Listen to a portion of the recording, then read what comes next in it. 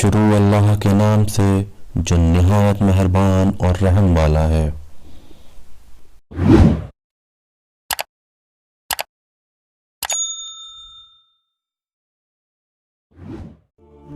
حضرت محمد صلی اللہ علیہ وسلم ابو طالب سے ودا ہو کر مکہ میں اپنے مکان پر آئے۔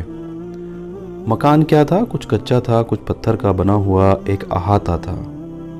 بھیتر کچھ کمرے بنے ہوئے تھے جن کی چھت اتنی نیچی تھی کہ کھڑے ہونے سے چھوئی جا سکتی تھی۔ جس وقت آپ مکان کے احاطے کے اندر داخل ہوئے تو آپ کی پیاری بیوی حضرت خدیجہ دوڑ کر سواگت کے لیے آئیں۔ وہ آپ کے چہرے پر جلال دیکھ کر حیران رہ گئیں۔ آپ کچھ نہ بولے، سیدھے ایک کمرے میں چلے گئے۔ حضرت خدیجہ بھی پیچھے پیچھے پہنچیں۔ انہوں نے پوچھا، میرے سرتاج، آج کیا بات ہے؟ طبیعت پر کیوں بوجھ محسوس کر رہے ہیں؟ آپ نے کھجور کی چٹائی پر لیٹ کر فرمایا، مجھے کمبل اوڑھا دو۔ حضرت خدیجہ نے فوراً کمبل اوڑھا دیا اور ان کے قریب بیٹھ کر فکر میں ڈوب گئیں۔ حضرت خدیجہ کو پیارے نبی صلی اللہ علیہ وسلم سے بے حد محبت تھی۔ انہیں آپ کی یہ حالت دیکھ کر بڑی فکر ہوئی تھی اور ہر قیمت پر جاننا چاہتی تھیں کہ کیا ہوا۔ لیکن حضور صلی اللہ علیہ وسلم کمبل اوڑھے خاموش لیٹے رہے۔ انہیں آپ سے ہر بات معلوم کرنے کی ہمت نہ ہو سکی۔ تھوڑی دیر بعد آپ نے کمبل اتارا اور اٹھ بیٹھے۔ حضرت خدیجہ کی جان میں جان آئی۔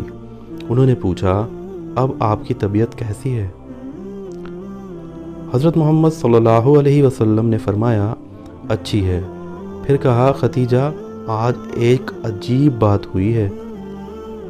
خدیجہ نے حضور کے چہرے کو غور سے دیکھا، پوچھا، میرے سرتاج، کیا واقعہ ہے؟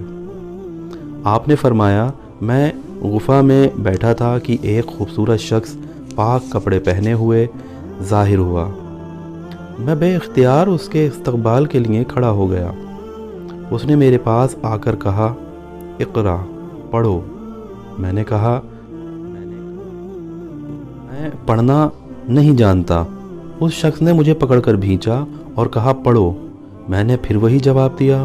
اس نے تیسری بار مجھے پکڑ کر زور سے بھینچا اور پھر چھوڑ کر کہا، اقرا بسم ربک الذی خلق، یعنی پڑھ، خدا کے نام سے جس نے کائنات کو پیدا کیا، جس نے انسان کو گوشت کے لوتھڑے سے پیدا کیا۔ پڑھ، تیرا رب بڑا کریم ہے، وہ ہے جس نے انسان کو قلم کے ذریعے سے علم سکھایا، وہ ہے جس نے انسان کو باتیں سکھائیں جو اسے معلوم نہ تھیں۔ میں ڈر سا گیا، وہ شخص چلا گیا۔ خدیجہ، کیا یہ عجیب بات نہیں ہے؟ حضرت خدیجہ نے کہا، بے شک یہ عجیب بات ہے، پر حضور اس سے پریشان کیوں ہیں؟ آپ نے فرمایا، اس لیے کہ مجھے اپنی جان کا خطرہ پیدا ہو گیا ہے۔ حضرت خدیجہ نے دل رکھنے کے طور پر فرمایا، نہیں نہیں، آپ کو خوش ہونا چاہیے۔ خدا کی قسم، اللہ آپ کو کبھی رسوا نہیں کرے گا، کیونکہ آپ ہمیشہ رشتوں کو جوڑتے ہیں، سچ بولتے ہیں، غریبوں کے خرچ پورے کرتے ہیں۔ آپ میں وہ تمام خوبیاں ہیں جو اوروں میں نہیں پائی جاتی۔ آپ مہمان نواز ہیں اور حق کی بات اور نیک کاموں کی وجہ سے اگر کسی پر کوئی مصیبت آ جائے تو آپ اس کی مدد فرماتے ہیں۔ آپ چپ ہو گئے اور سر اٹھا کر کچھ سوچنے لگے۔ حضور صلی اللہ علیہ وسلم سے حضرت خدیجہ کو بے حد محبت تھی۔ آپ کی خاموشی سے ان کے دل نے بڑا اثر قبول کیا۔ انہوں نے کہا، حضور، میرے ساتھ ورقہ کے مکان تک چل سکتے ہیں؟ آپ نے پوچھا، کس لیے؟ حضرت خدیجہ نے کہا، آپ جانتے ہیں کہ وہ ورقہ توریت و انجیل کا ماہر ہے، عربی بھاشا جانتا ہے، بڑا عالم ہے، وہ بتا دے گا کہ کیا بات ہوئی، اور آپ پر کسی قسم کا اندیشہ تو نہیں ہے۔ ورقہ بن نوفل حضرت خدیجہ کے چچیرے بھائی تھے، توریت اور انجیل کے ماہر تھے، عربی اور عبرانی بھاشاؤں کو خوب اچھی طرح جانتے تھے، بڑے عقل مند اور دور اندیش تھے۔ عیسائی مذہب کی طرف رجحان تھا، جب مکہ میں کوئی اہم واقعہ ہوتا تو ان سے مشورہ کیا جاتا تھا۔ آپ نے فرمایا کیا ابھی چلنے کا ارادہ ہے؟ حضرت خدیجہ نے کہا حضور مجھے آپ کو دیکھ کر فکر ہو گئی ہے، بہتر تو یہی ہے کہ اسی وقت تشریف لے چلیے۔ آپ نے فرمایا اچھا چلو۔ دونوں ورقہ کے مکان پر پہنچے۔ ورقہ سے ملاقات ہونے پر خدیجہ نے وہ پورا واقعہ جو حضور صلی اللہ علیہ وسلم نے ان سے بیان کیا تھا بیان کرنا شروع کیا۔ ورقہ بڑے غور سے توجہ سے سنتے رہے۔ جب حضرت خدیجہ سب کچھ کہہ سن چکیں تو ورقہ نے پوچھا اے محمد صلی اللہ علیہ وسلم میں آپ کو مبارکباد دیتا ہوں، یہ وہی ناموس اکبر ہیں جو حضرت موسیٰ پر نازل ہوا تھا۔ آپ نے فرمایا ذرا اس بات کو اور کھولیے۔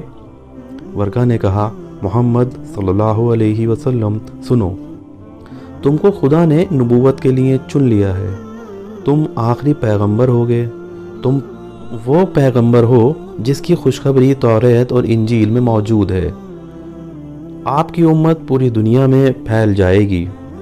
حضور صلی اللہ علیہ وسلم نے پوچھا کیا خدا میرے ذریعے کوئی نیا مذہب پھیلائے گا؟ ورقہ نے جواب دیا آپ ابراہیمی مذہب کے علمبردار ہوں گے۔ اے کاش میں جوان ہوتا اور اس وقت تک زندہ رہتا جب تک آپ اسلام کی تبلیغ کر اور جب آپ کو آپ کی قوم آپ کے وطن سے نکالے۔ حضور صلی اللہ علیہ وسلم کو یہ سن کر بڑا تعجب ہوا۔ آپ نے پوچھا میری قوم کیا مجھے نکال دے گی؟ ورقہ نے کہا ہاں، دنیا میں جب کوئی رسول ہو کر آیا جس نے توحید کی تعلیم پیش کی، اس کے ساتھ ہی اس کی قوم نے دشمنی کا برتاؤ کیا ہے، آپ کے ساتھ بھی یہی ہوگا۔ آپ نے پھر پوچھا مگر وہ کون شخص تھا جس نے 3 بار بھیجا؟ ورقہ نے کہا وہ فرشتہ تھا، خدا کا پیغام لانے والا، جبریل امین، وہی نبیوں پر آتے رہے ہیں۔ آپ نے پوچھا اس سے مجھے جان کا اندیشہ تو نہیں ہے؟ ورقہ نے جواب دیا بالکل اطمینان رکھیے، اللہ آپ کا حامی اور مددگار رہے گا۔ آپ کو ورقہ کی باتوں سے اطمینان ہوا؟ آپ نے کہا اگر اللہ میرا حامی اور مددگار ہے تو مجھے کسی چیز کا ڈر نہیں۔ ورقہ نے کہا آپ پر کتاب نازل ہوگی اور جو کچھ نازل ہو مجھے سناتے رہنا۔ آپ نے فرمایا اگر خدا نے چاہا تو میں ضرور سناتا رہوں گا۔ چونکہ اب حضور صلی اللہ علیہ وسلم کی طبیعت سنبھل گئی تھی، آپ کو اطمینان ہو گیا تھا، حضرت خدیجہ کی فکر بھی ختم ہو گئی تھی، اس لیے حضور اور حضرت خدیجہ دونوں اٹھے اور ورقہ کو سلام کر کے اس کے مکان سے باہر نکل کر اپنے گھر کی اور چل پڑے۔ اگلی قسط میں ہم اس دکھی ماں کے حال احوال جانیں گے جس کی 10 سالہ بچی کو زندہ دفن کر دیا گیا تھا۔ وہ کس طرح اپنے گھر سے نکلی، اس بچی کو ڈھونڈنا شروع کیا، یہ سب جانیں گے۔ اور یہ بھی جانیں گے کہ وہ کیا حالات تھے جن حالاتوں نے اس بچی کو مرنے سے بچا لیا، کس طرح وہ زندہ رہی۔